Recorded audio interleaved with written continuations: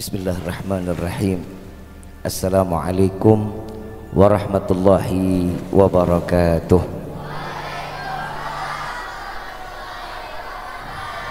Bersama kita muliakan dan kita hormati para alim ulama, para kiai, para sesepuh, para tokoh masyarakat yang selalu kita harapkan doa serta keberkahannya. Ya, insyaallah mudah-mudahan Allah panjangkan umur, sehat afiah, diberkahkan hidup dunia wal akhirah. Dan insyaallah mudah-mudahan kehadiran beliau-beliau di tempat ini penyebab turunnya rahmah, taufik dan hidayah dari Allah. Amin ya rabbal. Salam ta'zim tak lupa kami sampaikan kepada seluruh jajaran panitia penyelenggara Maulid Nabi Muhammad sallallahu alaihi wasallam. Insyaallah mudah-mudahan Allah panjangkan umur, sehat afiah, diberikan keistiqamahan di jalan Allah dan menjadi kebanggaan baginda Nabi Muhammad sallallahu alaihi wasallam.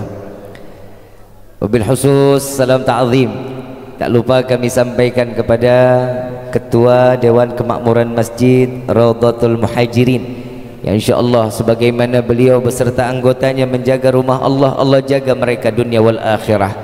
Amin ya rabbal. Wabil khusus kepada akhina al-mahbub, akhina al-barakah Al-Habib Fuad bin Yahya mata anallah bituli hayati syarif. Semoga Allah panjangkan umur beliau, sehat afiah, diberkahkan hidup dunia wal akhirah. Wabil khusus hadirin wal hadirat, mu'minin mu'minat, fahamdan li rabbin hasana bi Muhammadin wa an qadhana min dhulmati jahli wad dayajiri ila nuril islamin wa ilmin wa hikmatin wa imanin wa yumnin wa khairil awamiri. Alhamdulillah, alhamdulillah ala ni'matil islam wal iman wa kafa biha min ni'mah. Alhamdulillahilladzi hadana bi abdihil mukhtari man da'ana ilaih bil idni wa kad nadana labbaika ya man dallana wa hadana. Shalla alaika Allahu bari'uka alladzi bika ya musyaffa'u khassana wa habana ma'alikal adhari ma'dini sirrikal asma fahum sufunun najati himana labbaik ya Rasulullah, labbaik ya Nurullah, labbaik ya Habibullah.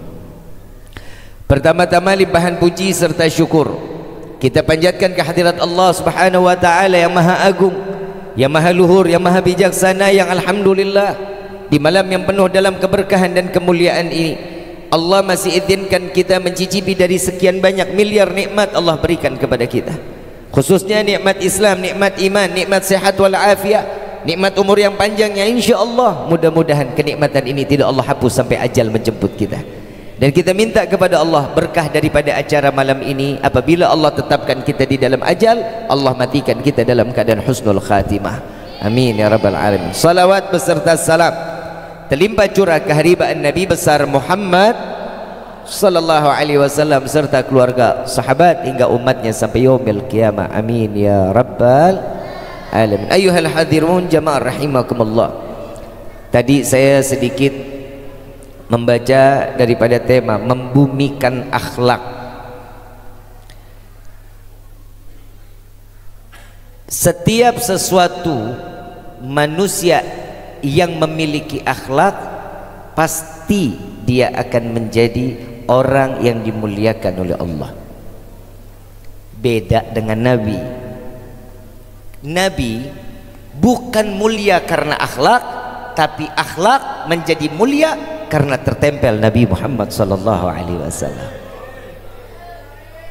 Jadi akhlak yang kita perlu ini nih, Nabi sallallahu alaihi wasallam di dalam firman Allah, laqad kana lakum fi rasulillahi huswatun, ada suri tauladan yang baik dengan kemuliaan dan keagungan.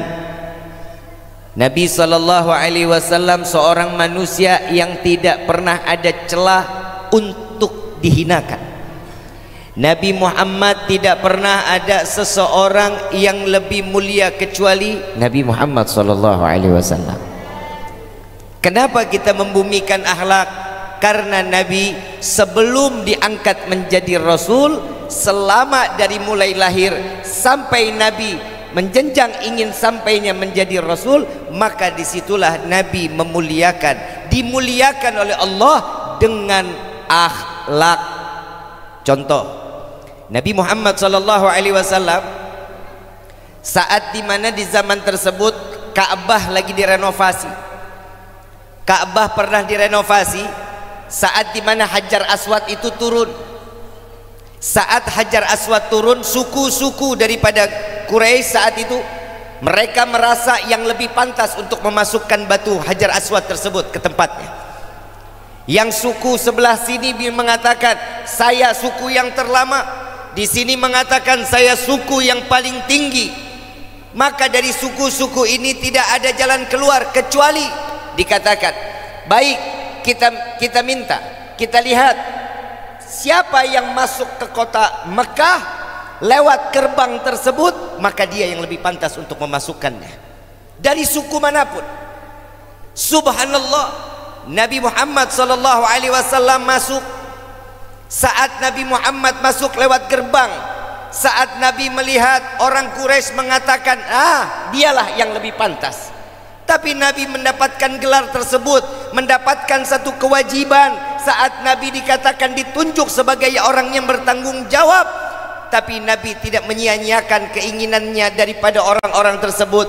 Dengan keikhlasan, dengan akhlak Nabi, Nabi membuka daripada sorbannya, digelarkan sorban, Hajar Aswad ditaruh di tengah sorban, suku-suku mengikat, memegang daripada ujung-ujung sorban tersebut, diangkat secara bersama.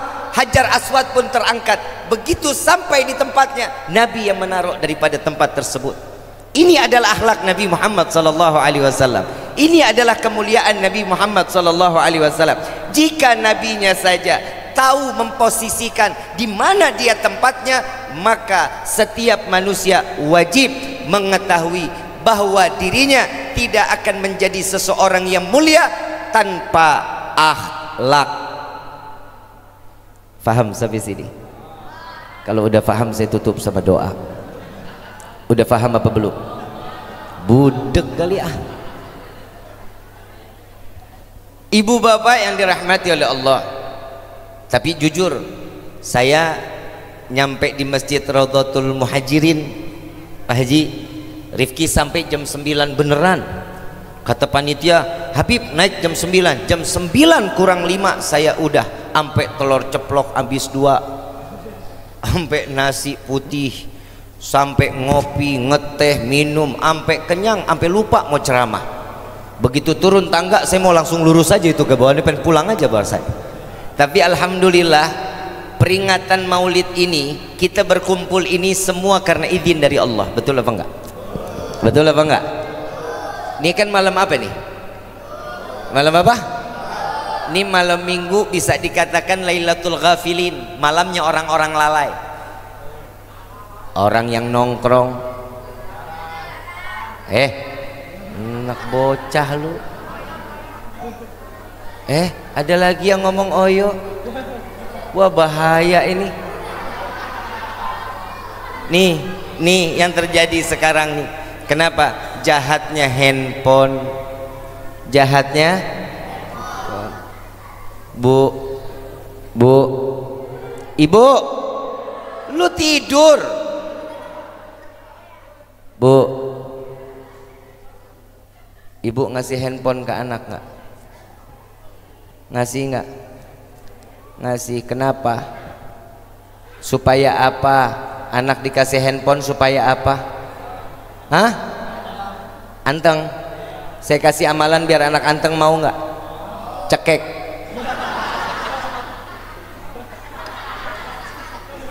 Orang di mana-mana kalau anak kecil becicilan ya wajar. Sama kalau lagi di masjid juga begitu. Kalau dia lagi jalan mau sholat maghrib berjamaah, nih buat adik-adik, kalau lagi masuk masjid pakai akhlak nak. Jangan lu main gulung-gulung aja sarung, main selepat-selepet nggak boleh. Paham ya? Anak kecil itu kalau main ke dalam masjid emang pastinya dia lari-larian. Kenapa? Nah, orang lega begini. Lega. Kalau di rumahnya kan sekat kamar, tempat makan, sekat-sekatan. Kalau ini kan lega, dia lari-larian pastinya. Tapi Imam Ghazali sudah ngasih tahu kita, musibah akan datang kepada umat Rasul sallallahu alaihi wasallam Jika mereka yang salat di dalam masjid sudah tidak terdengar suara anak-anak, itu adalah musibah.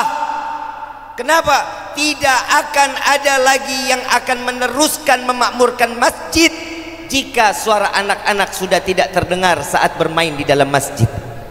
Ini Imam Ghazali yang ngomong, bukan Rifki. Ini menjadi musibah.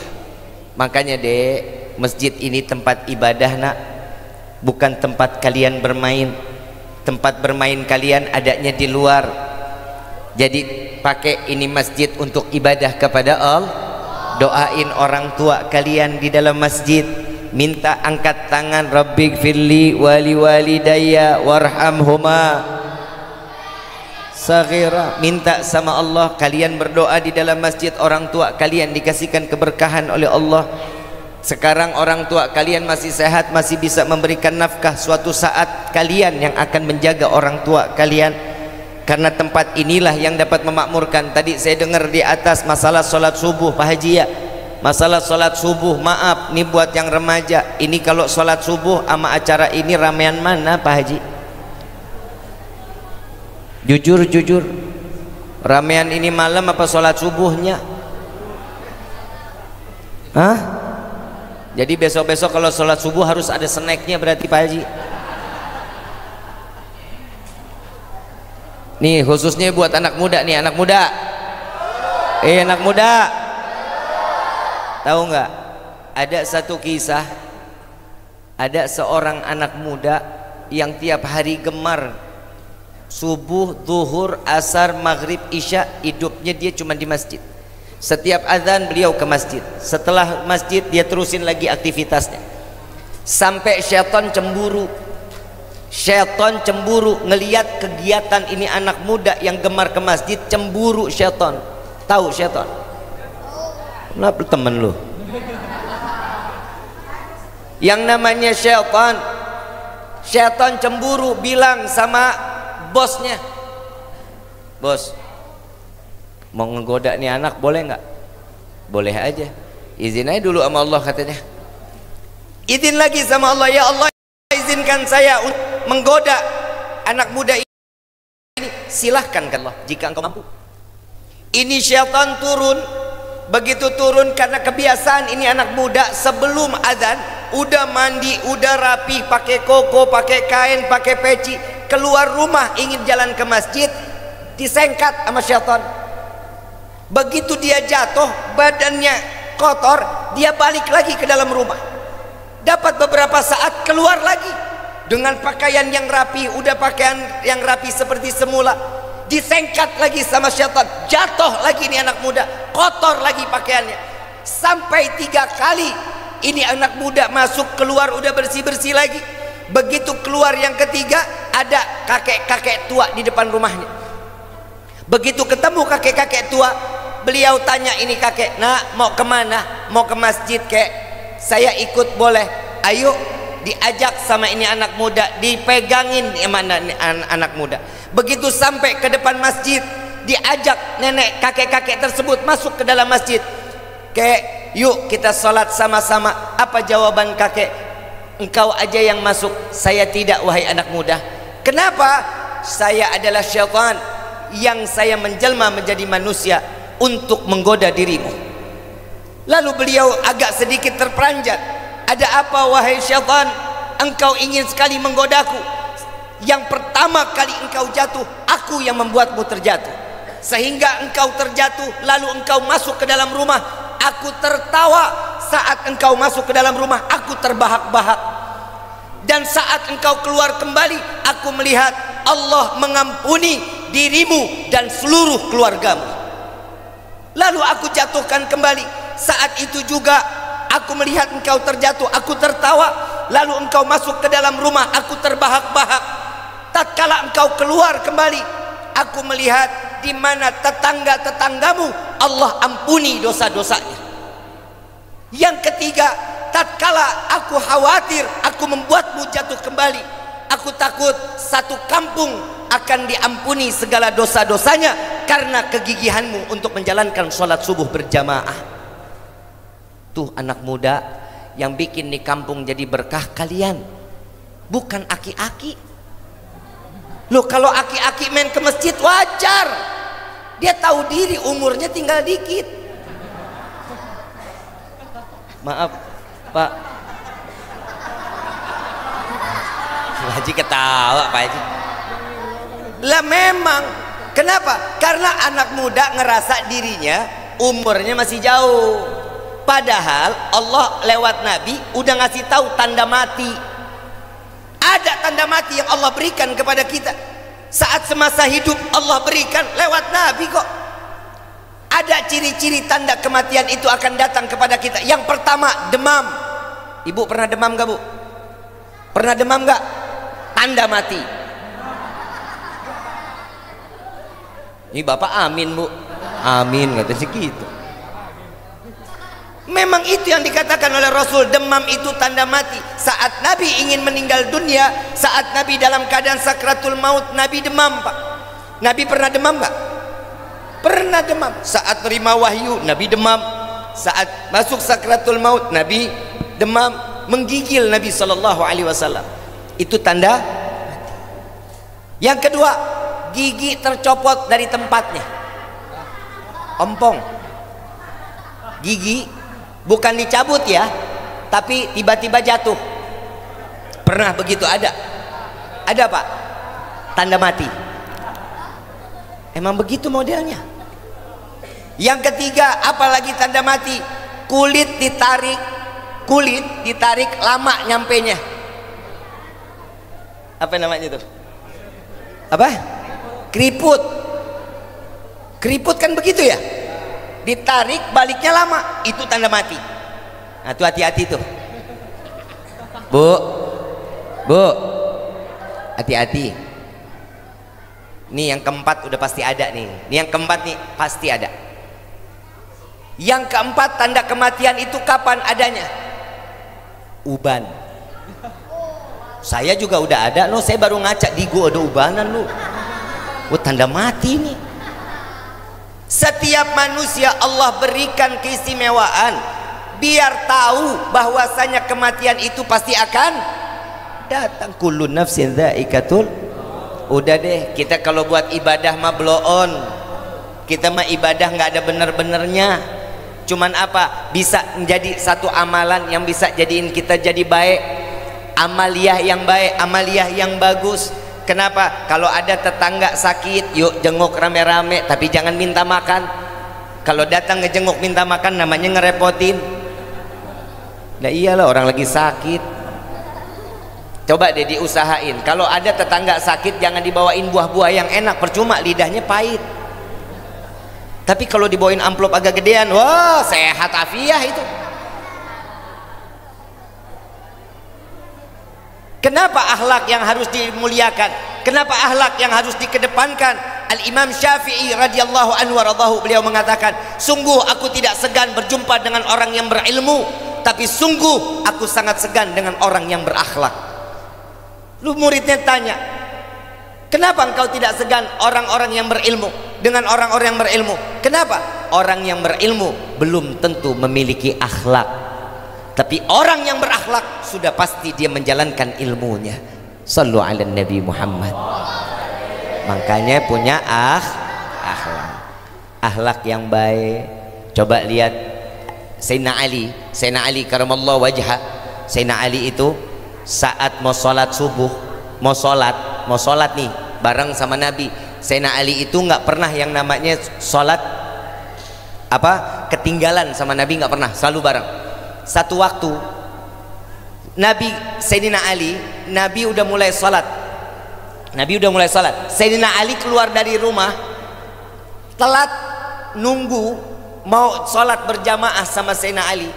Di depannya beliau lagi buru-buru, tiba-tiba ada kakek-kakek Nasrani, antara Nasrani dan Yahudi, rambutnya udah ubanan, jalanan lega, tapi Sayyidina Ali tetap berjalan di belakangnya.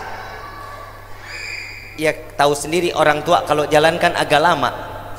Saat dituturin, ditungguin sampai selesai masuk dekat masjid, Sayyidina Ali masuk ke dalam masjid melihat Nabi SAW masih dalam keadaan ruku. Nabi dalam keadaan ruku. Begitu selesai Nabi ruku, Sayyidina Ali dapat 1 rakaat. Habis itu selesai salam, semua sahabat bertanya, wahai Rasulullah, aku melihat di hari ini engkau ruku dalam keadaan yang cukup lama. Apa yang membuatmu lama wahai Rasulullah? Apa jawaban Rasulullah? Saat aku membaca Subhana rabbiyal azimi wa bihamdi, setelah selesai aku ingin bangkit, malaikat Jibril membentangkan sayapnya menahan diriku untuk ruku. Setelah itu aku berdiri. Setelah berdiri, malaikat Jibril mengatakan, ya Rasulullah, Sayyidina Ali tertahan karena akhlaknya dengan orang tua. Maka dari itu, wahai Rasulullah, tunggulah sejenak sampai Sayyidina Ali duduk bersama-sama denganmu. Sallu ala Nabi Muhammad. Rakaatnya dapat. Kenapa? Karena mudah-mudahan kita pulang dari sini menjadi orang-orang yang berakhlak. Mudah-mudahan kita pulang dari tempat ini bisa membawa akhlak. Yang pertama, hablum minallahnya harus benar. Amal ibadah yang baik, tapi hablum minan nasi juga harus baik. Harus baiknya bagaimana? Kalau ngelihat tetangga baru beli pasir sama semen, kita tempel koyok, itu nggak bagus. Kadang begitu tuh. Kadang tetangga baru beli motor, kita yang kejang-kejang. Nah, ini yang bahaya nih. Ya, jaga hubungan manusia antara manusia dengan manusia, itu yang baik. Mudah-mudahan hablum minallahnya kita baik, hablum minan nasnya juga kita dapat kebaikan. Amin ya rabbal. Saya mau ngajak baca salawat, mau apa enggak? Mau apa enggak? Tapi bacanya yang keras ya. Nah, ini panitia tadi apa yang mau disiapin? Sudah. Nah, ini semua kita baca, kita minta kepada Allah, mudah-mudahan berkah salawat ini semua hajat kita dikabulkan sama Allah. Dan buat guru-guru kita, Allah panjangkan umur, sehat afiat. Dan mudah-mudahan untuk kita dan orang tua kita terjaga oleh Allah. Amin ya rabbal. Allahumma salli wa sallim Muhammadin sahibil bushra, salatan tubashiruna biha wa ahlana wa auladana wa jami'a masyayikh ومعلمين وطلبتنا من يومنا هذا إلا يوم baca semua sama-sama yang keras. Allahumma salli wa sallim ala sayyidina Muhammadin sahibil bushra, salatan tubashiruna biha wa ahlana wa auladana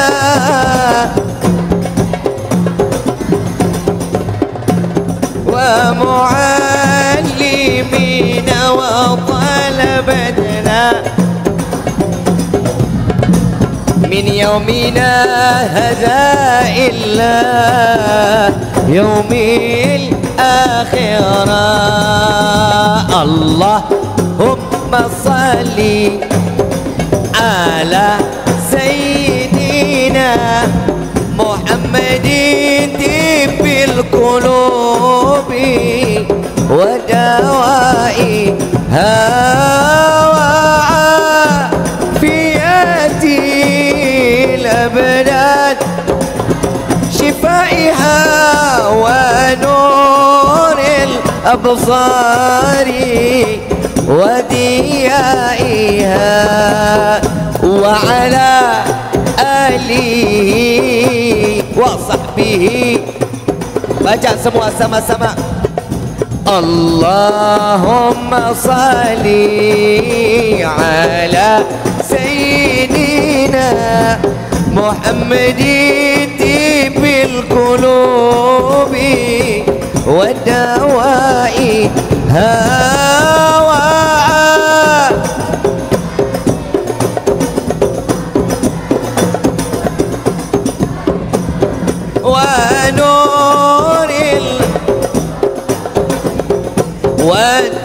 وديائها وعلى آله.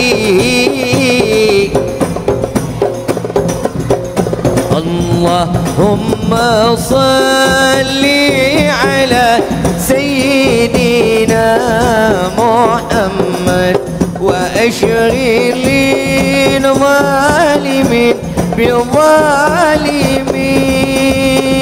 اللهم صل على سيدنا محمد وأشغل الظالمين بظالمين وأخرجنا من بين سالمين وآلي وصحبه أجمعين اللهم اشفع لنا يا رسول الله لك الشفاء بحق سيدنا محمد صلى الله عليه وسلم انظر إلينا يا الله انظر إلينا يا رب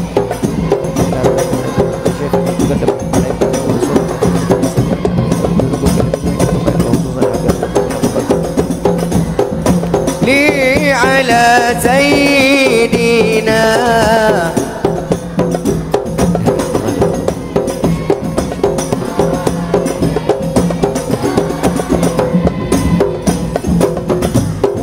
وأخرجنا من بينهم سالمين وعلى آله وصحبه صلى الله ربنا على نور المبين أحمد المصطفى سيد المرسلين صلى الله ربنا نور المبين أحمد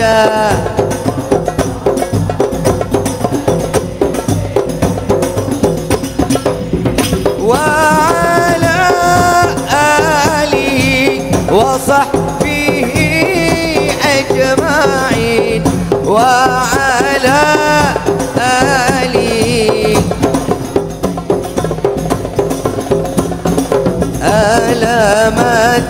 متعنا صالح إكوبات بدني مؤمن هنود الشريعات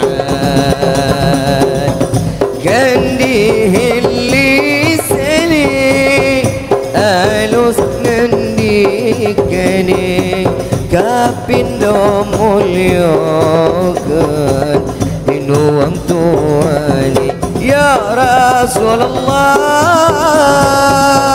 سلام لنا يا رسول الله لك الشفاعة يا رسول الله انظر إلينا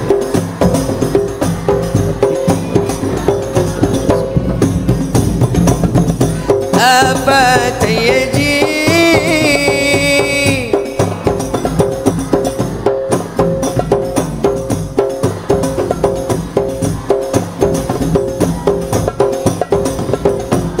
kaping telu ing bocah cilik-cilik oh kemarang sadulur gawe beci kaping telu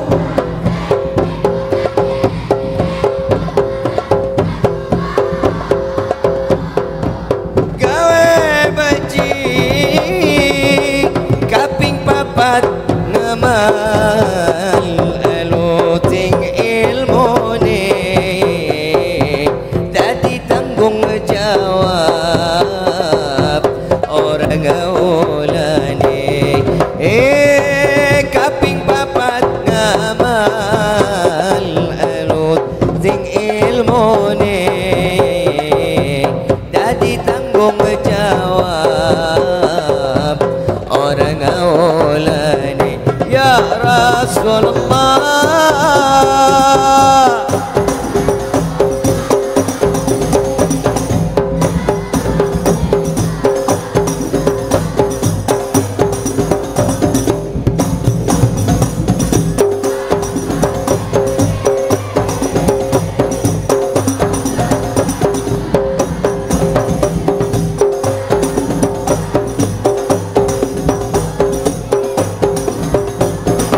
iku saking ulama awe pitutur alamate bocah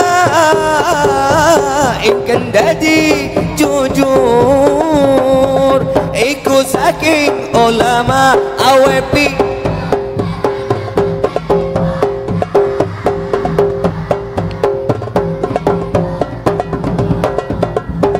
muga-muga kita bisa ngalampahi dunia akhirat ganamu ilahi. Muga-muga kita bisa ngalampahi dunia akhirat ganamu ilahi ya Rasulullah.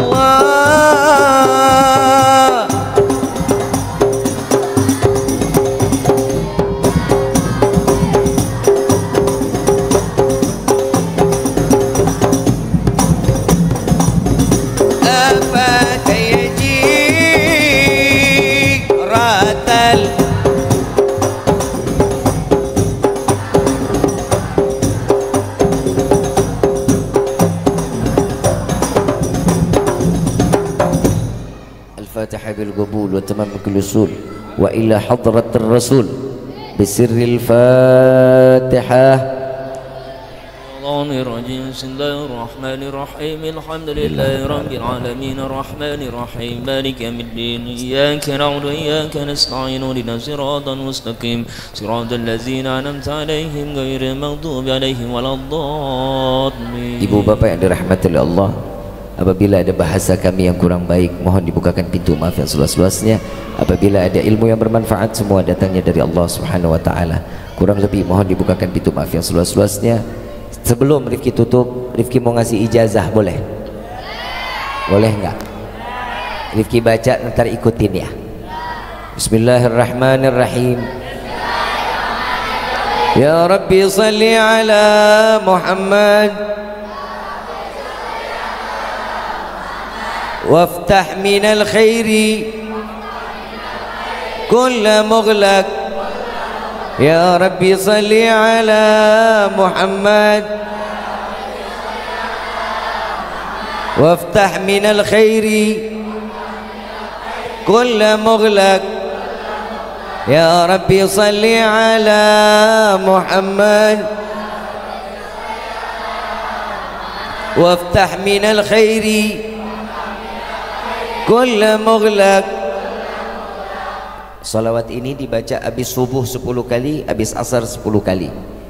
Barang siapa yang membaca salawat ini setelah subuh 10 kali, asar 10 kali, insyaallah Allah buka segala bentuk pintu rezeki yang baik dan Allah berikan setiap semua kebaikan-kebaikan di dalam hidup kita. Amin ya rabbal alamin.